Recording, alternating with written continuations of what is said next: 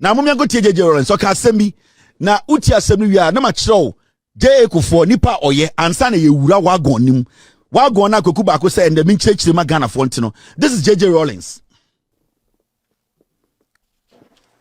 Until I left all my life together with that of my wife, until I left office, schooling, officer, and until I left office in the year 2000,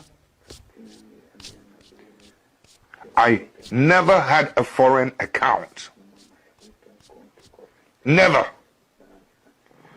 The CIA, the German intelligence, British MI5, your Italians, the French, all of you go and look into every bank account and to tell the world whether my wife and I ever had $1, 1 penny anywhere in any bank in any part of the world before I left office. I never did. Interestingly, and it never occurred to me, I had no desire for it. The only time it struck me that I needed a foreign money was when my wife was ill. And it was a situation we could not deal in my country, in Ghana. You know, and we looked for the most affordable place, which was in a university in Europe. That was the first time I suddenly realized how naked I was in terms of, I couldn't even save my wife's life, a very noble lady who had been through trying times with me. That's when I started calling around the world, friends, can you help, etc. So, having no account, oh, by the way, before I left office, we knew she was going to have this operation, so we had even put a little money aside. I think it was about $22,000 it was going to cost us. My wife is asthmatic, and over the years, it has developed its side effects, you know, both in her intestines and other complicated places. So it was going to be quite an expensive, this thing. And you listen to me carefully. I was looking around the world. Can anybody help me? It's not for myself. I have no account.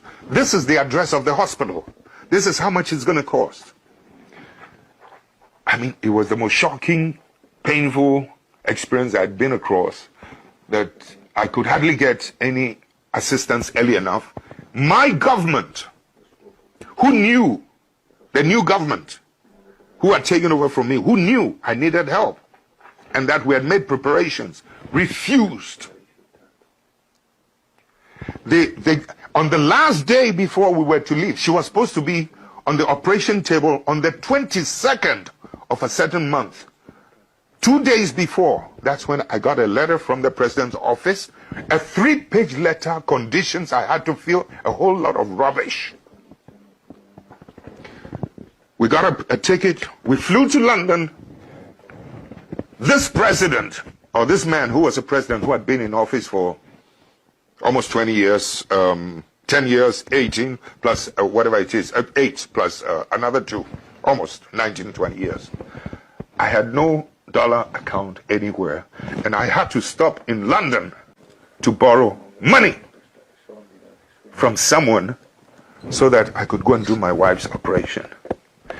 You listen to me carefully.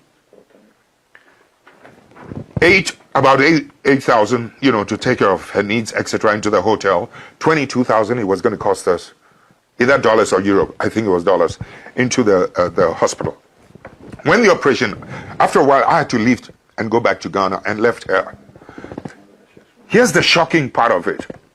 After the operation was done, on borrowed money, people don't believe it, but it's true. On borrowed money, when the operation was done, she was discharged into the hotel so that she could be brought in once in a while, you know, for checkup, a review. Can you believe that when the driver of the embassy under the new government informed the ambassador that I have to take Mrs. Rawlings, you know, for a review, the ambassador said no. In Switzerland, the Ghanaian ambassador, it happened in Switzerland, said no. The driver was so shocked, he put the embassy car key on the table, went and used his own personal car to go and drive my wife to the hospital for the review.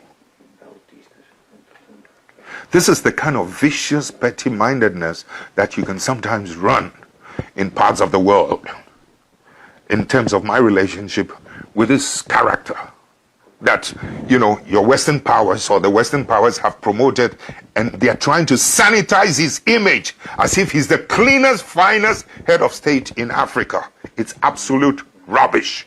He's a criminal. He's a thief. He went around telling the world, wrote a letter to every bank around the world that I had stolen suitcases of money into bank accounts. I was trying to kill him, make a coup. I had stolen 19 cars, etc. All of them were false. I will not tell you something that the bank... It took 3 months for me to be able to open a bank account through somebody. Finally, when the bank manager was going to open that account for me, do you know what he told his Swiss friend? You can come and do it. Every day he goes there. Is it open? Is it open? Is it open? Finally, after 3 months, the man told my friend that he is one of the few African heads of state who does not own a foreign account. You can now come and open the account for him. I mean, the point I'm trying to make is, look at the difficulty I had from my own government, from outside. But then the other side of it is that to be so mean that not even the driver could send my wife for a review. That ambassador, for being so, he was so mean, the government withdrew every protocol facility as a former head of state. I have to carry my own suitcases, never mind. They even tried to get Swissair not to give me protocol. And Swissair told them, hey, you don't do that. They tried to campaign with other governments. Don't give this man protocol facility, etc. And yet, I'm supposed to have been the man who turned the situation round in Ghana, in West Africa. You know, so in effect, what I'm trying to say is that we've had a pretty rough time, but the more you show hatred towards your opposition, sometimes towards us, the more you get promoted in some parts of the world. It's not healthy. I mean, we must begin to stop treating oppositions and ourselves as enemies. We must begin to rather engage in constructive relationship, constructive criticism, and not attempt to destroy and to see the opposition as your enemy to be destroyed. So this is JJ Rawlings telling us ordeals that come after Kufuor took power. Now more Monte Brofono, JJ Rawlings say yare. The no kakusi ani say ono free power.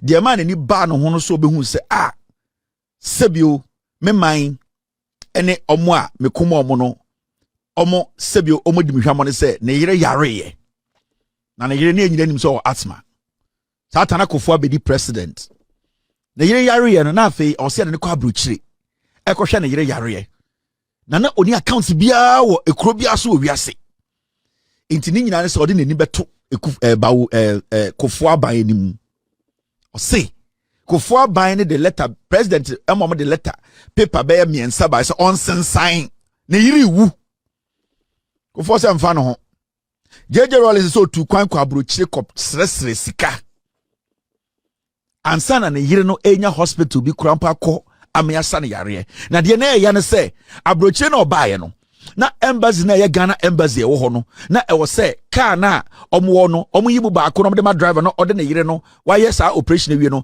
check a follow up no na nka de bia na nkoma we fa ne kakra no de da ko hospital no ambassador ne catch driver ne se Kufuor se memo mu ntu car bia wo ho fa JJ Rawlings yire na oyare na owu no entum Emma driver na eye ne ya to the point to say or the car na keys na e wa embassy wo no Emma omo no Kufuor no ankasa ne car JJ Rawlings a former President of the Republic of Ghana. JJ Rawlings na Emma yetro constitution ma J Kufuor benya president ye. Say nka na JJ Rawlings anka Kufuor anka sebe we kura city Kumasi.